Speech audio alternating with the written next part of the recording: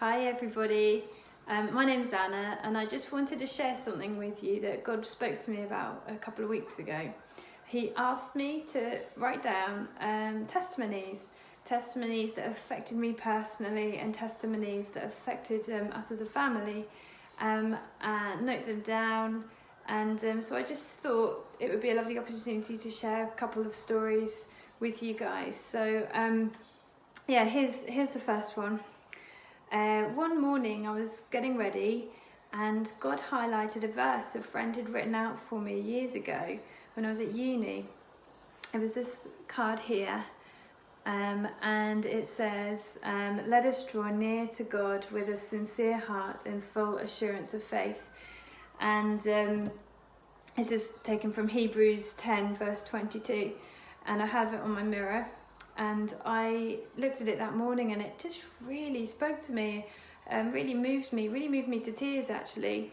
I felt really struck by it, and comparing to where I'd come from whenever that was written when I was at uni, where I really wasn't seeking God with a sincere heart, to where I was at that point when God highlighted it to me, and I really felt just really was seeking Him. And so I was just so moved by that. And then I looked at my phone and the verse of the day was exactly the same verse. What are the chances of that? Exactly the same verse. So I was just even more moved by what God had done. And then two of my friends came around that afternoon and they had read that very same scripture that morning as well. So yeah, God is amazing the way He brings everything together like that. Sometimes it was just really amazing. So yeah, there's one story. Another story I just thought I'd share was just quite recently. This is at the start of lockdown.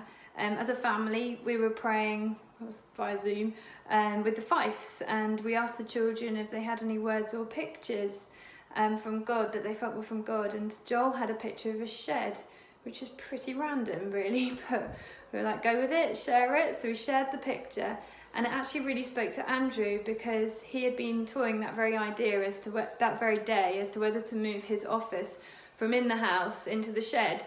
So isn't it great? Just one word, even if it seems random, just can really highlight and speak to people. So I'd encourage you, if you do have words, step out, and it may well just really encourage somebody.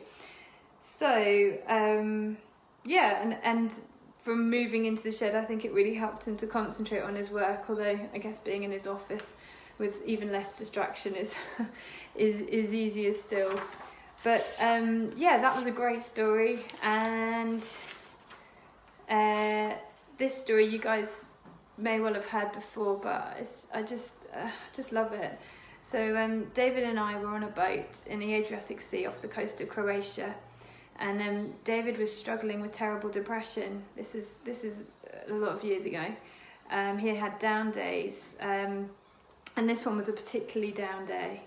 And we were looking out to sea, and David was praying in his mind, if you're a real God, show me a sign, an animal. Unknowingly, I said, wouldn't it be cool to see dolphins someday? And then two immediately jumped out of the water in front of us, and we hadn't seen any dolphins before this trip. We hadn't seen any dolphins afterwards, so it was just incredible, God's timing. And I'd like to add that David's been completely healed from his down days. A while ago, a preacher came and he just said, you're not going to suffer from these down days anymore, and from that night onwards he was completely healed of them.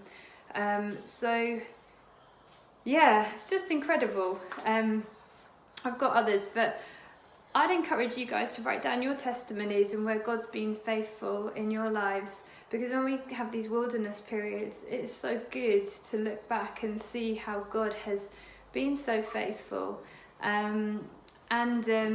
Obviously this is the book where there are awesome testimonies in, so I'd encourage you just to keep getting nourished in the Word. But yeah, it is good to look back and see how God has moved.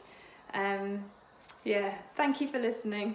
Take care, guys. I miss you all, and hopefully see you soon. Take care.